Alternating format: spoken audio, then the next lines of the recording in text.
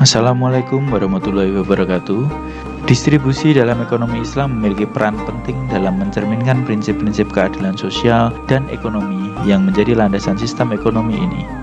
Ekonomi Islam adalah sistem ekonomi yang didasarkan pada prinsip-prinsip ajaran Islam, terutama Al-Quran dan Hadis, tradisi dari Nabi Muhammad SAW.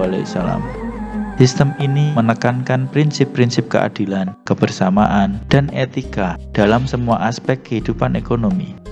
Pada intinya, ekonomi Islam memadukan nilai-nilai agama dengan praktik-praktik ekonomi untuk menciptakan masyarakat yang lebih adil dan berkelanjutan. Prinsip-prinsip dasar ekonomi Islam meliputi larangan riba atau bunga, larangan praktik-praktik bisnis yang merugikan, pengaturan zakat, harga, dan infak, kepemilikan bersama,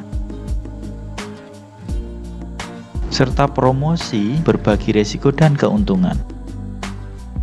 Ekonomi Islam juga mengutamakan keseimbangan antara kebutuhan ekonomi dan sosial, serta memandang manusia sebagai khalifah atau pengurus yang bertanggung jawab atas pengelolaan sumber daya alam dan ekonomi dengan baik. Lalu, bagaimana dengan pentingnya distribusi dalam ekonomi Islam? Distribusi dalam ekonomi Islam memiliki peran penting dalam mencerminkan prinsip-prinsip keadilan sosial dan ekonomi yang menjadi landasan sistem ekonomi ini. Beberapa alasan mengapa distribusi penting dalam ekonomi Islam adalah sebagai berikut. Keadilan sosial. Distribusi yang adil dan merata adalah salah satu tujuan utama dalam ekonomi Islam. Ini membantu mengurangi kesenjangan ekonomi dan sosial di antara anggota masyarakat. Keadilan sosial adalah nilai penting dalam ajaran Islam. Kesejahteraan bersama. Distribusi yang baik membantu menciptakan kesejahteraan bersama di masyarakat. Ini berarti bahwa kekayaan dan sumber daya yang ada harus digunakan untuk kepentingan semua anggota masyarakat, bukan hanya kelompok tertentu. Pencegahan ketidaksetaraan berlebihan.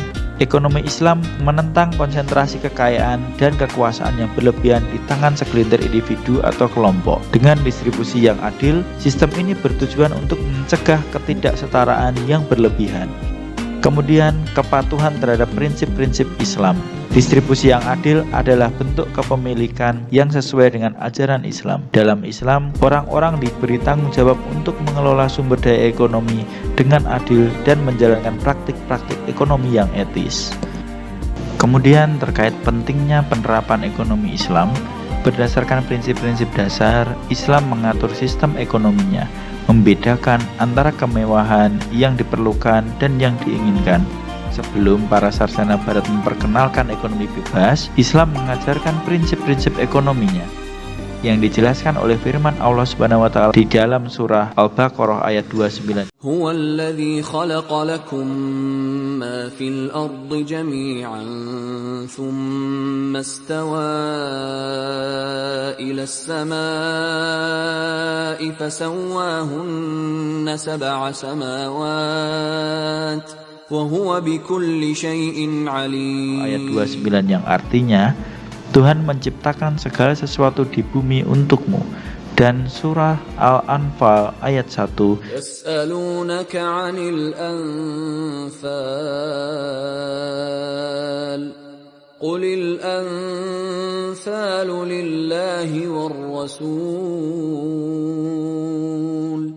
فاتقوا الله وأصلحوا ذات بينكم وأطيعوا الله ورسوله إن كنتم مؤمنين. Terkait pembagian harta kekayaan manusia yang harus dilakukan sesuai dengan hukum Allah, serta Allah selalu menyarankan untuk manusia selalu bertakwa hanya kepada Allah Subhanahu wa taala.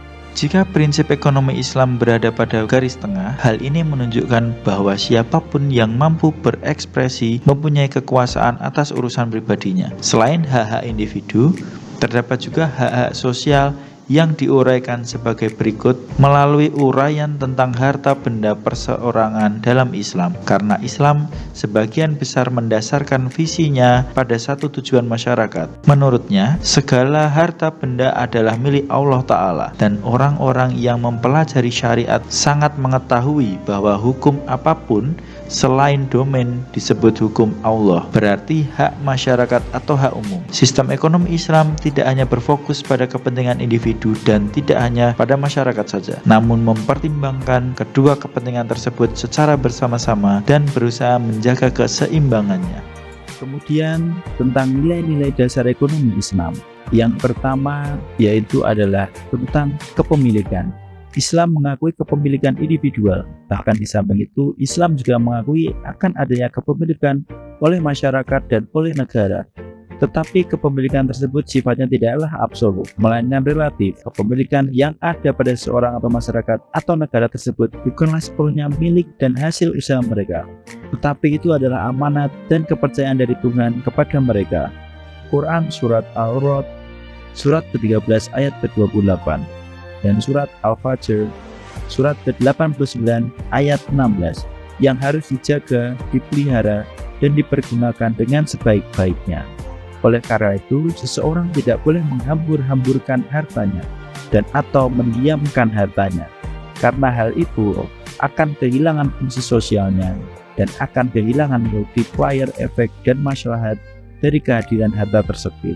Yang kedua terkait kebebasan. Nilai dasar kebebasan dalam ekonomi kapitalisme, individu diberikan kebebasan yang seluas-luasnya untuk memanfaatkan atau tidak memanfaatkan harta yang dimilikinya. Juga untuk masuk atau tidak masuk ke dalam pasar, baik sebagai produsen, distributor, atau konsumen. Dalam bahasa yang lebih ekstrim, tidak ada yang bisa membatasi kebebasan seorang individu kecuali dirinya sendiri. Hal ini tidak dapat diterima oleh paham sosialisme komunisme. Mereka melihat kebebasan yang seperti itu tidak akan membawa kepada anarkisme. Oleh karena itu, kebebasan tersebut harus ditundukkan untuk kepentingan bersama. Di dalam Islam, kebebasan manusia sangat dihormati. Namun, kebebasan tersebut bukanlah tidak ada batasnya. Hal-hal tersebut direstriksi oleh ahkam al-syariah atau hukum-hukum dan ketentuan-ketentuan agama. Jika hal itu dilanggar, maka menjadi kewajiban bagi negara untuk ikut campur.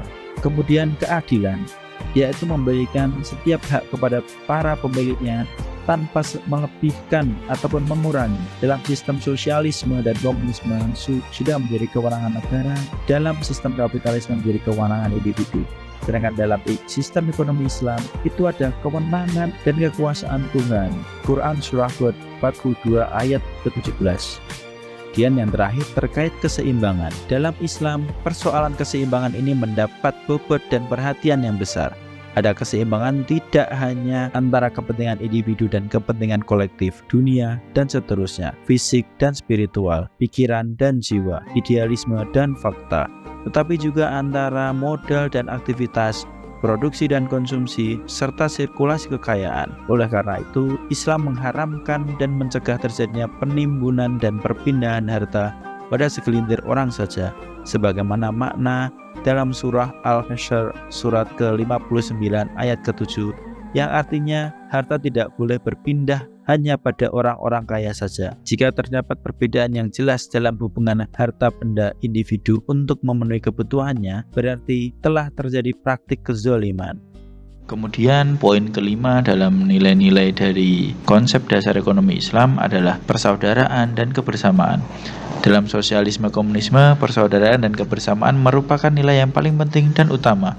Oleh karena itu, agar tidak merugikan dan mengganggu nilai-nilai tersebut, maka komando individu yang menimbulkan perselisihan dan perselisihan harus dihapuskan dan digantikan oleh negara. Negara mengatur produksi, distribusi, dan konsumsi dalam masyarakat, sehingga secara teoritis tidak muncul perbedaan dan permusuhan sosial ekonomi. Sejauh menyangkut kapitalisme liberal, hal ini tidak terlalu menjadi perhatian. Bagi mereka, persaudaraan bisa terjadi seolah-olah secara otomatis tanpa kemauan dari pengusaha itu sendiri, karena perekat persaudaraan adalah kepentingan bagi mereka. Hal ini berbeda dengan ajaran Islam.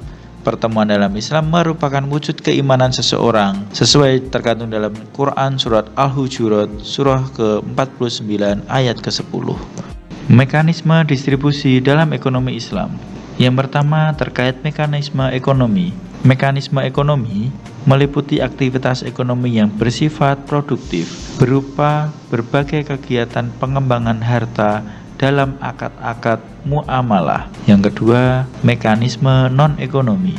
Mekanisme non-ekonomi adalah mekanisme yang tidak melalui aktivitas ekonomi produktif, melainkan melalui aktivitas non-produktif. Contoh penerapan distribusi dalam ekonomi Islam. Yang pertama adalah zakat. Zakat adalah salah satu pilar ekonomi Islam yang mewajibkan umat Islam untuk memberikan sebagian kecil dari pendapatan dan kekayaan mereka kepada yang membutuhkan. Zakat digunakan untuk mendistribusikan kekayaan dari yang kaya ke yang miskin, sehingga membantu mengurangi kesenjangan sosial. Infak. Infak adalah sumbangan sukarela yang diberikan oleh individu atau perusahaan untuk tujuan-tujuan sosial atau amal. Ini adalah cara lain untuk mendistribusikan kekayaan kepada mereka yang membutuhkan. Yang ketiga ada hibah atau hadiah.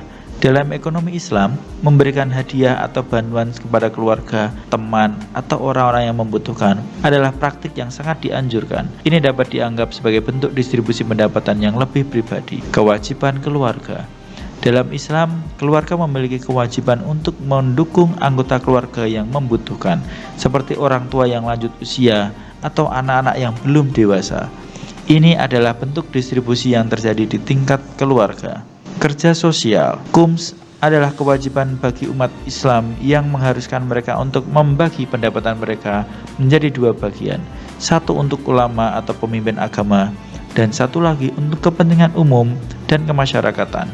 Jizyah adalah pajak yang dikenakan kepada non-muslim dalam masyarakat Islam untuk mendukung kepentingan umum. Prinsip keuangan syariah.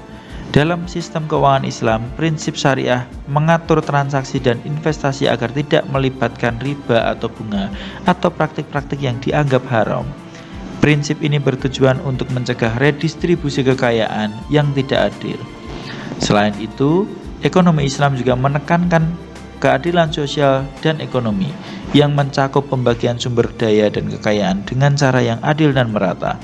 Prinsip-prinsip distribusi dalam ekonomi Islam bertujuan untuk mencapai kesejahteraan sosial dan mengurangi ketidaksetaraan ekonomi di antara anggota masyarakat. Kesimpulan dalam distribusi ekonomi Islam. Yang pertama terkait zakat dan infak. Prinsip utama distribusi dalam ekonomi Islam adalah adanya kewajiban memberikan zakat dan infak. Zakat adalah wajib bagi umat Islam dan merupakan alat utama untuk mendistribusikan kekayaan dari yang kaya ke yang miskin dalam masyarakat. Keadilan sosial. Ekonomi Islam menekankan pentingnya keadilan sosial dalam distribusi pendapatan dan kekayaan. Ini mencakup upaya untuk mengurangi kesenjangan ekonomi antara berbagai anggota masyarakat. Prinsip tanpa riba. Dalam ekonomi Islam berarti menghindari praktik bunga dan eksploitasi finansial. Ini bertujuan untuk mencegah redistribusi kekayaan yang tidak adil melalui bunga dan mengedepankan konsep berbagi risiko dan keuntungan dalam transaksi ekonomi. Pemberdayaan masyarakat miskin. Distribusi dalam ekonomi Islam bukan hanya tentang memberikan bantuan kepada yang membutuhkan, tetapi juga tentang memberdayakan masyarakat miskin agar mereka dapat mandiri secara ekonomi. Keberlanjutan lingkungan. Ekonomi Islam juga memperhatikan distribusi sumber daya alam dengan adil dan berkelanjutan, sehingga generasi mendatang juga dapat menikmati manfaatnya. Prinsip kesejahteraan bersama. Distribusi dalam ekonomi Islam diarahkan pada pencapaian kesejahteraan bersama, bukan hanya keuntungan individu atau kelompok tertentu. Dengan demikian, distribusi dalam ekonomi Islam bukan hanya tentang pembagian pendapatan, tetapi juga tentang menciptakan sistem ekonomi yang adil, berkelanjutan, dan berorientasi pada kesejahteraan sosial. Prinsip-prinsip ini mencerminkan nilai-nilai keadilan dan solidaritas dalam Islam, yang bertujuan untuk menciptakan masyarakat yang lebih adil dan merata. Demikian yang dapat kami sharingkan, semoga bisa mengedukasi dan bermanfaat bagi kita semua. Terima kasih. Wassalamualaikum warahmatullahi wabarakatuh.